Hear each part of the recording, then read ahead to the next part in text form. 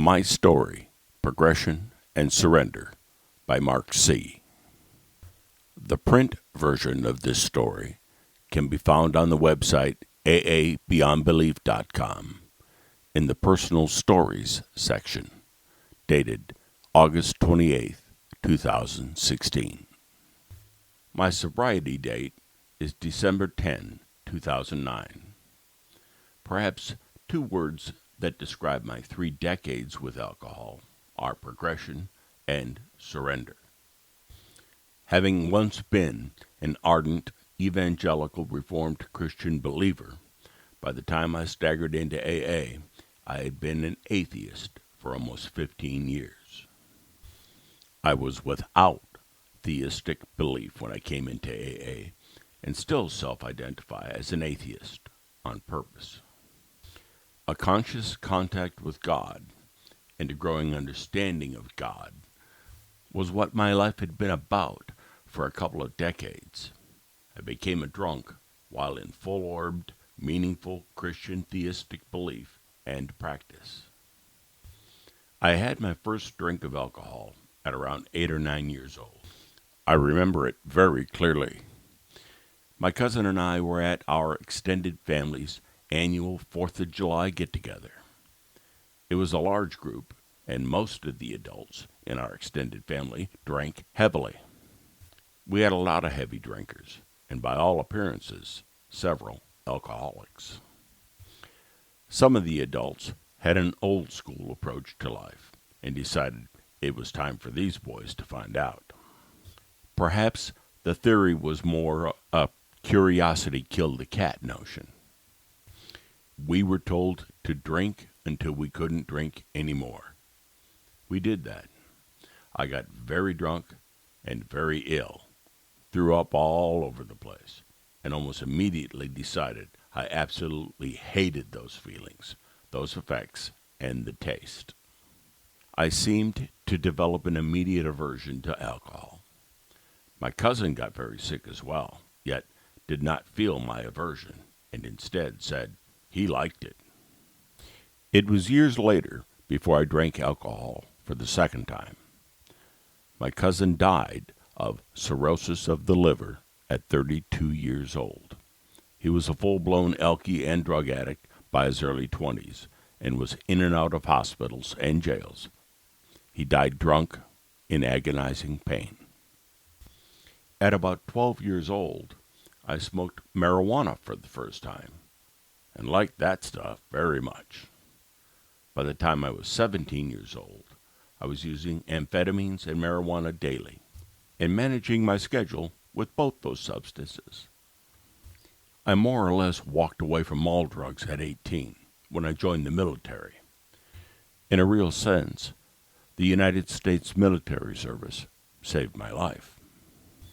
In my early 20s, that aversion was given a major boost with a transformative religious experience while driving along a Houston, Texas freeway that marked my entrance into Christian belief. It was a type of Damascus Road experience, not all that unlike what Bill Wilson describes as his white light experience. I was filled with a profound peace and love and surrender to this love, this being who I felt loved me intensely. These intense sensations came like waves in my mind. That experience, or rather a cluster of experiences, went on for some days, was life-changing, and in many ways was life-saving. It altered something inside me, and I became fascinated and devoted the next couple of years to hermit-like study of the Bible and history of Christianity. I became obsessed with the will of God. I did not know any others like me at the time. Eventually, I stepped out from my isolated solo study of the Bible and started attending a little Southern Baptist church and found Christian fellowship and discipleship, and those things were to become very meaningful to me over the next 20 years. For a couple of decades, my life became one of growing, disciplined prayer intense and systematic Bible study, scripture memory, lifestyle evangelism, discipleship, disciple making, and Christian apologetics. I started out with a quite literal interpretation of the Bible and gradually moved away from Bible literalism toward recognition of the fact that there were very real contradictions in the Bible and outright historical falsehoods as well. My progression into alcoholism began very slowly and very moderately. It started with a bit of Bailey's Irish Cream and a hot cup of coffee one Christmas Eve among my Christian mentor and his friends. Nobody got drunk. Drunkenness was a sin, you see, but imbibing was not. After all, hadn't even the Apostle Paul recommended a little wine for a bad stomach? If one could say one thing, generally speaking, about the people I was close to then, it would be that they were characterized by disciplined moderation in all things. I had become disciplined and moderate. I was responsible. Self-control and knowing God were at the bottom of all those things we were doing in the Christian life. Within a couple of years, I was drinking a couple of cans of beer every day after work. I maintained that sort of intake for some years. Everything seemed disciplined, ordered, and absolutely controlled. But early on I noticed I had come to a place where alcohol agreed with me, and I liked the softening effects of alcohol on my mind. It slowed my mind down just enough. I felt more comfortable in my own skin with a little booze in me. Alcohol had become an innocent pleasure, and it was that pleasurable state of mind and body, seeking and enjoying that mental and physical sweet spot, that eventually paved the way for my progression into full-blown alcoholism. By about the 10-year point, I would have the occasional passing thought that sometimes I seemed to drink more and faster than those around me. By then, I was well into my professional career, and many of my peers drank heavily and often. The first time I went to a happy hour on a temporary work assignment, I got insanely drunk. Drunk enough for others to mention it later. Drunk enough to have some regrets about my behavior. Drunk enough to have a doubt placed in my mind about me and booze. Yet, the pleasurable state of mind and body was more convincing, certainly more alluring, and I found booze helped me in many other ways. By about the 20-year point, I sort of knew and started admitting to myself that I probably had a problem with alcohol, and it was about then that I started making a conscious effort in moderating and controlling and disciplining how much I drank and how often I drank. By then, I had been drinking daily for 20 years. At first, I had some success in moderation, frequency, and control, but I also noted there were times, many times, when my drinking seemed to take on a life of its own and left my desires and choices out of the picture. During this time, I quit for good a few times, and one time for almost 3 months. But I started drinking again, and instead of the problem getting any better, it just became progressively worse. Toward the end of that 5-year stretch of attempting to control or solve or quit and stay quit, I was in utter defeat. So, 25 years into my relationship with booze-turned-addiction, I was still 5 years away from reaching out to sober drunks in AA as a last resort. I had retreated into drinking in total isolation from my fellow human beings. I was nearing, or at the threshold, of that state of incomprehensible demoralization Bill Wilson described in the Big Book. The last couple of years of my active alcoholism, I drank as soon as my eyes were open, before coffee. I drank all day and into the night, or until I blacked out or passed out. I would wake up and start all over again. I had thrown in the towel, and I was convinced that booze had won. I couldn't beat it, and that I would wind up like my cousin. It was all just a matter of time. Nature would take its course. I did not care if I lived or died. I was done trying.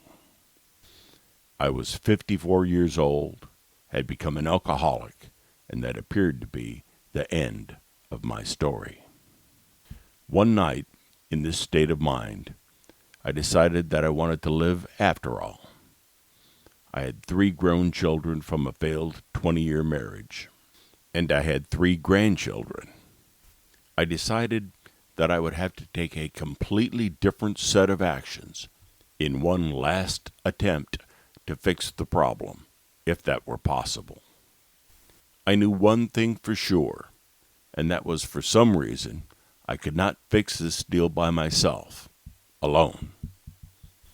One of those actions was to reach out to others for help. AA was the place where drunks got sober, and drunk as a skunk, about 10:30 one night, I looked up AA in the phone book, dialed a number, spoke with a nice person on the other end, and was informed of the meeting schedule. I attended my first AA meeting the next day. I didn't know much about AA, but at one point in my Christian days, I had examined the 12 steps from a Protestant Reformed theological perspective. I perceived AA's 12 steps to be intrinsically religious, based from within, and also based upon the presuppositions of theistic supernaturalism. But I was also under the general and largely false impression that AA was about drunks getting sober. That impression was smashed at the first meeting I attended. Very quickly, based on what I was hearing at that first meeting, the problem was not booze, but a lack of religious belief, a lack of an acknowledgement of miracles, and the lack of belief in a supernatural intervention. I live in Texas, and to hear folks yammer about such things is part of the air we breathe. However, what I was not prepared for was the level of cultish certainty and dogmatism that I heard at that first meeting. I had never seen that kind of dogmatism and vehemence, even among Christian fundamentalists I'd known. No, this was something very different. I simply listened and observed. I read the things on the walls. I could see there were individuals in the room who appear to have been very low-bottom drunks. There seemed to be people who escaped living in a dumpster. There were even some who were quite young. There were a couple of very vocal, apparently dominant, apparently very knowledgeable AA experts that I listened to and observed those first few meetings. These guys were very spiritual. On my 3rd or 4th meeting, I asked the main guy, "How does an atheist go about working the steps?" I was not prepared for the response. The man flew into an instantaneous, near violent rage, got in my face and screamed, "You better get God, motherfucker, or you're going to die." The man's friend jumped right in and started screaming at me as well. I backed up a couple of steps and held my hands up and said, "Whoa there, fellas. Thanks for the help." That was all the response I could muster. I was shocked, to put it mildly. Wow.